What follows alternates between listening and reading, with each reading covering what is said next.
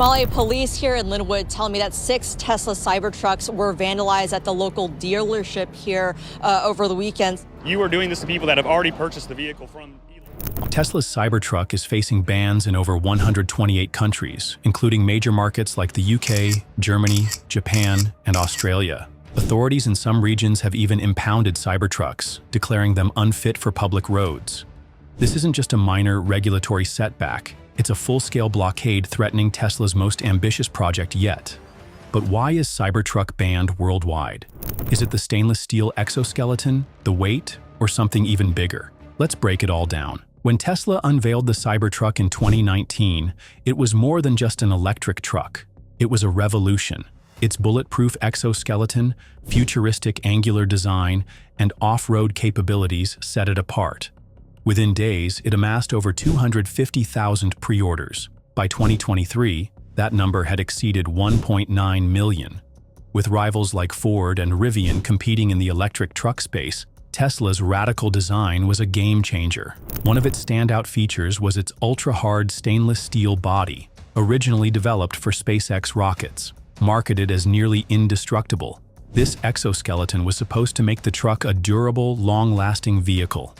However, what was meant to be a selling point is now a major obstacle to its global adoption. Regulatory agencies worldwide have raised serious concerns about the Cybertruck's rigid structure. Unlike conventional vehicles, which have crumple zones to absorb impact, the Cybertruck's stainless steel body transfers force directly, increasing the risk of severe injuries. European safety standards require a 3.2 mm rounding on external protrusions, but Cybertruck's 1.4 mm steel plates make compliance nearly impossible. Pedestrian safety is another issue. Authorities in the UK, Germany, and Japan have flagged its sharp, armored edges as hazardous.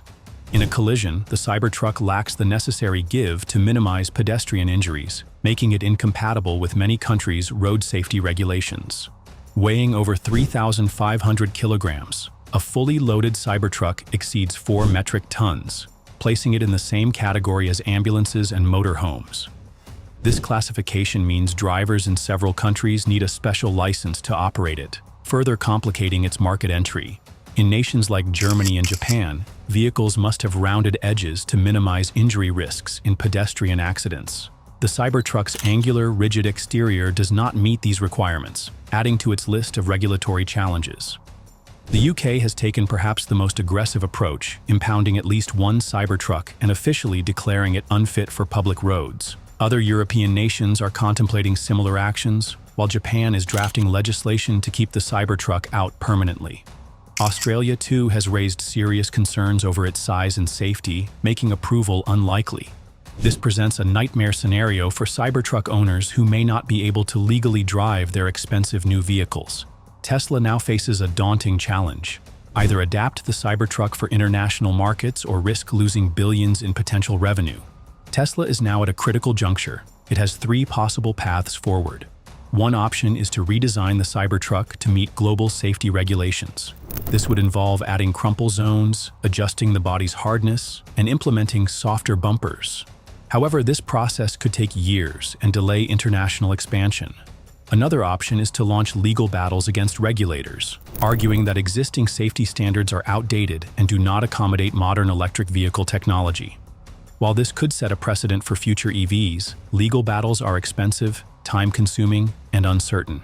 The third, and perhaps easiest option, is to focus solely on the North American market, where regulations are less restrictive. There is one last option. Tesla could attempt to classify the Cybertruck as a specialty vehicle. Some regions allow exemptions for low-production specialty vehicles, which could let Tesla bypass certain safety regulations. However, this would require limiting Cybertruck's sales in these markets, reducing profitability. Tesla's response to these bans will determine the future of the Cybertruck. If the company makes necessary design changes, it could eventually enter global markets. If it fights regulators, it risks long legal battles with uncertain results. If it focuses solely on North America, it may secure dominance in the US, but forego global influence. This issue isn't just about the Cybertruck. It's about how far innovation can push against regulatory barriers. If regulators ban the Cybertruck today, what's stopping them from targeting Tesla's future models? So what do you think? Should Tesla modify the Cybertruck, challenge the bans, or focus on North America? Let us know in the comments. And don't forget to like, subscribe, and hit the notification bell for more updates on Tesla and the future of electric vehicles.